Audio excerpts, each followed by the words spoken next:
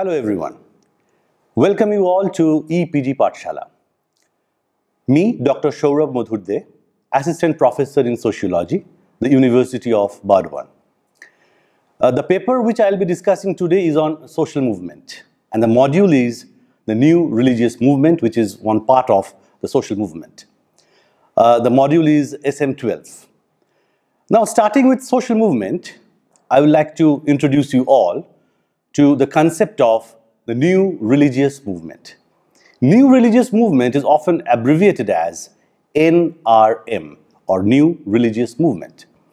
NRM refers to a bewildering variety of spiritual enthusiasms that had emerged in the West after 1960s and was later used chronologically to refer to all religions that had established themselves in Western Europe, North America, India, and Japan since 1945, and in Africa since 1890s. Now, one may ask, what is the need for the new term, new religious movement? What's so special and unique about this? So the need can be encapsulated into two main points.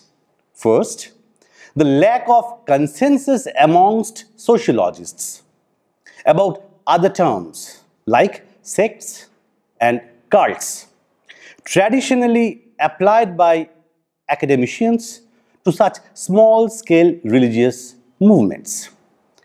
And secondly, counter-cult movement of 1970s, the term cult acquired a derogatory meaning because the term cult was not seen in a very good light. So the apprehension of the anti-cultist regarding the term cult were legitimated and reformed by the tragic events related to the members of the Solar Temple and Heaven's Gate in North America and Europe and Aum Shinrikyo in Japan.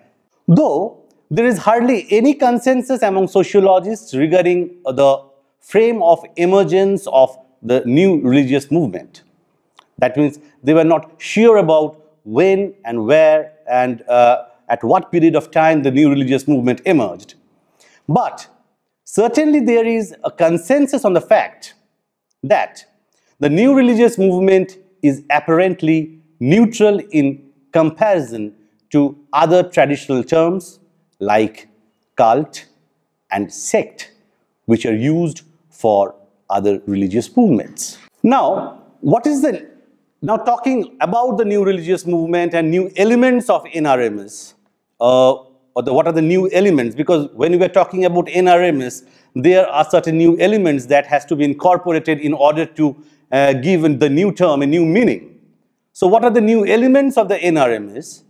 Firstly, NRMS are said to be more specialized or esoteric than those longer established religious groups. The second point is that the tendency of the new religious movements to allow lay people to participate more fully in their activities than is common in many older religious organizations, because in older religious organizations, commoners are usually barred from entering into the religious arena. So in the new religious movement, they have their entry into these new religious discourses. Thirdly, the emphasis of NRMs to encourage the followers to translate their spirituality into practical everyday action. That means spirituality is not something which is theoretical, which has to be only discussed in the theoretical plane. It has to be practiced in a very day-to-day activities. So it has to be translated into a day-to-day activities. So it is one of the major important emphasis of new religious movements. And fourthly, the new religious movements often promise men more rapid spiritual mobility. Fifth, the aspect of contemporary religious leaders in all ventures of exercise. That is, religious leaders are today more visible as the promoters of modern medical, technical, other educational, and providers of integrated modern healthcare then as holy preceptors and as religious leaders, as you can get examples of Baba Ramdev, because he is not only a preacher of particular religious sect or particular religious ideology. He is a sort of healthcare provider in his own unique religious ways, through yoga, through pranayama and other things. So they are providers of integrated modern healthcare. Then as holy preceptors and as religious leaders, they command larger following as instructors of practical yoga or the art of healing, as you have seen in media and in any other channel. Sri Ravi Shankar, his art of living is a very popular topic nowadays. And the esoteric doctrines and the arcane rituals. And sixth, new religious movements are compatible with rationality and scientificity, because the new religious movement has understood that in order to survive in this modern rationalized world, it has to have a marriage with science. Other than that, new religious movement cannot just survive. Seventh, the new religious movement is a matter of choice or preference of the individual or group, whereas one is born in the organized religion and conversion is still not widely a prevalent phenomena, because new religious movement talks about choice or preference.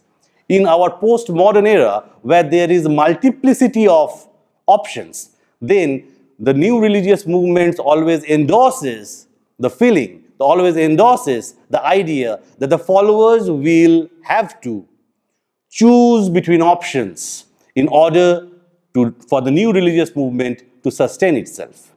And eighth is that the emergence of new religious movement has also led to the commercialization of religion and spirituality, which you can see in every day-to-day print and non-print media, because now religion has become not only a secluded individual phenomena, but it has become a public commercialized vehicle for transmission of ideas, transmission of different religious and spiritual products, and so on and so forth. Let me now talk about the sources of the new religious movements, or NRMs. What are the different sources which led to the emergence of the new religious movements? The first is moral ambiguity and value confusion. Moral ambiguity means there is a confusion regarding the moral standard of the people. Because in today's chaotic world, where morality, ethics are very much subjective and so very much individualistic, so there tends to be, or there is bound to be, a value confusion and moral ambiguities. So people do resort to traditional gurus or religious healers, healers not only in terms of physical health, but also in terms of psychological health. What should be their way out into certain puzzle situations, into certain situations which demand a clear-cut alternatives. So moral ambiguity and value confusion is one of the important marker of the source of new religious movement. Second is the dislocations in communal patterns. As we have seen that in the modern industrialized society, where joint families are gradually disintegrating and breaking down, and where neighbors are becoming anonymous to each other, there is bound to be a dislocation in communal patterns, communal sentiments, communal bonds. So that is gradually giving way to a dislocation in communal pattern or communal structure of the society, which is also another factor for the emergence of the new religious movements. I will discuss these points in details, but for the time being, I am just giving a brief anecdote about all these things. The third is the state of deprivation. Now, deprivation is a highly subjective term. That is why there is a term or a connotation called relative deprivation. That means I am feeling that I am deprived than the other, because I am feeling that I am being deprived of certain resources which the other people are getting. So this feeling of deprivation is a subjective phenomena, and that is why in today's discourse on poverty, poverty is also called a very relative concept. It is not a total economic concept because it is based on the ethos of relative deprivation. So state of deprivation is another important factor for the source of new religious movement. And lastly, the last precipitating factor which leads to the emergence of new religious movement is health and spirituality. Health, not only physical health, which I have discussed right now, there is also psychological and mental health. How people can cope up with the increasing stress, demands of the society, which has a detrimental effect on their physical health, on their psychological health, on their social health as well. Because according to the definition of World Health Organization, health is something which is not only physical, but also mental as well as social. That means healthy mind and a healthy body within a healthy community. So in order to get a holistic picture of health and also to get a spiritual dimension attached to that health dimension, so health and spirituality becomes another important precipitating factor for the emergence of the new religious movements. Now coming to the first topic, the moral ambiguity and value confusion.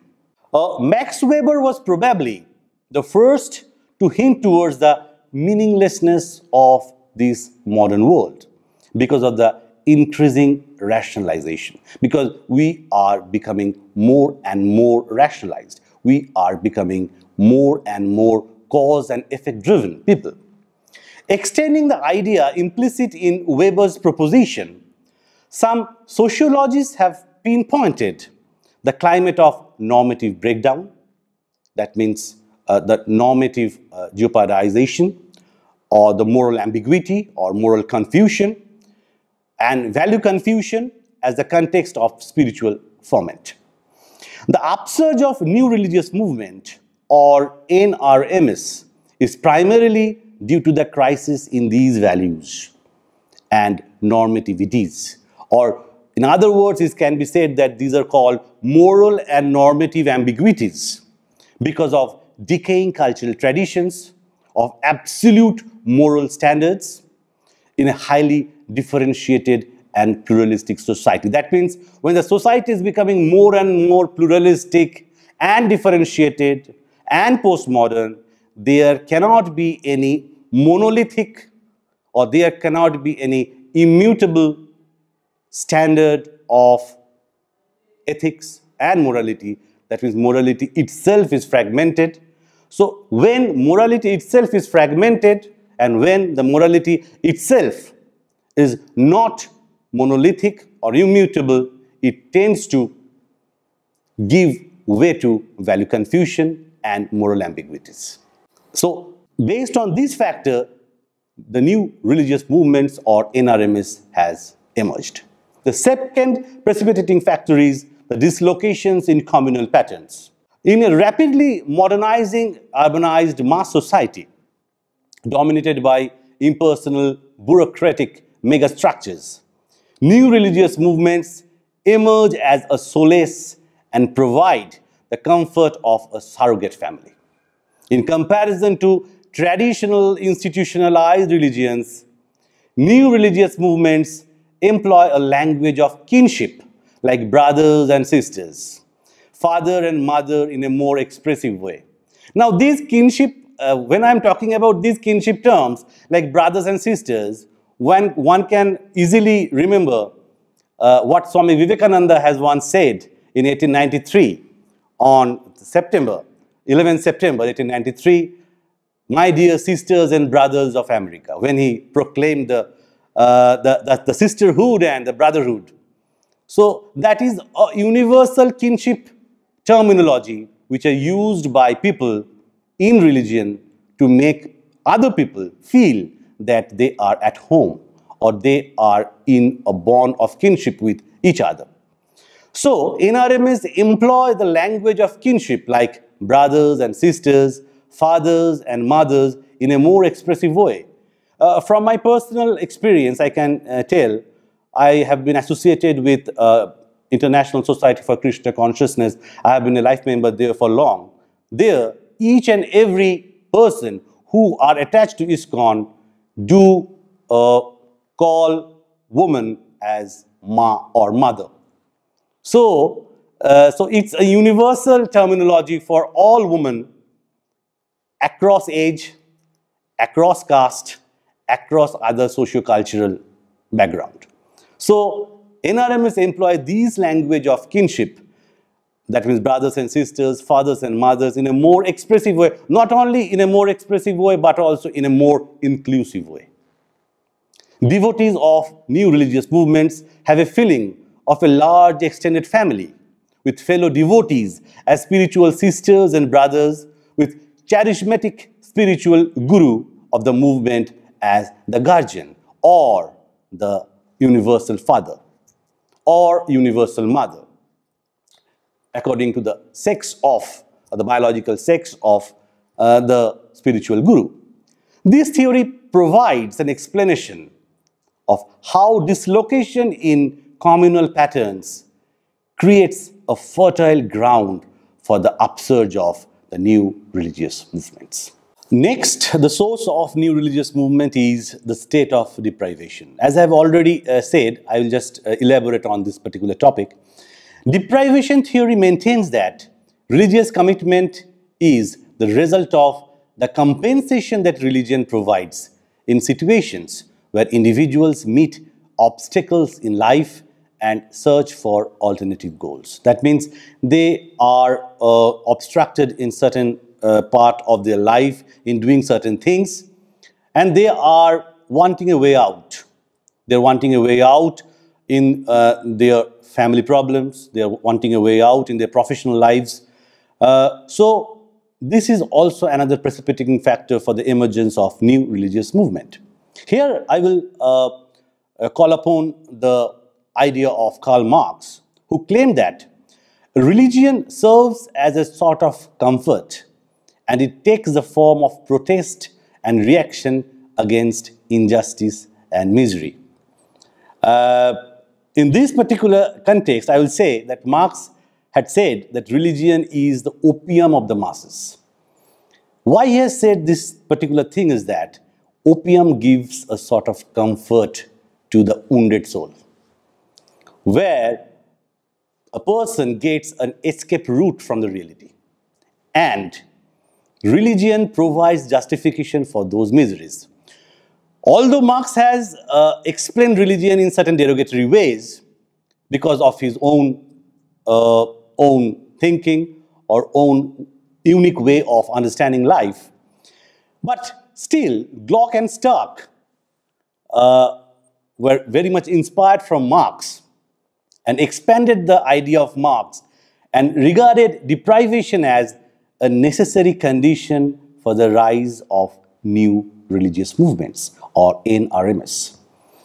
Now, there are 5 kinds of deprivation to which individuals or groups may be subject to and relate to others in the society, like economic, number 2, social, number 3, organismic, number 4, ethical, and number 5, psychic.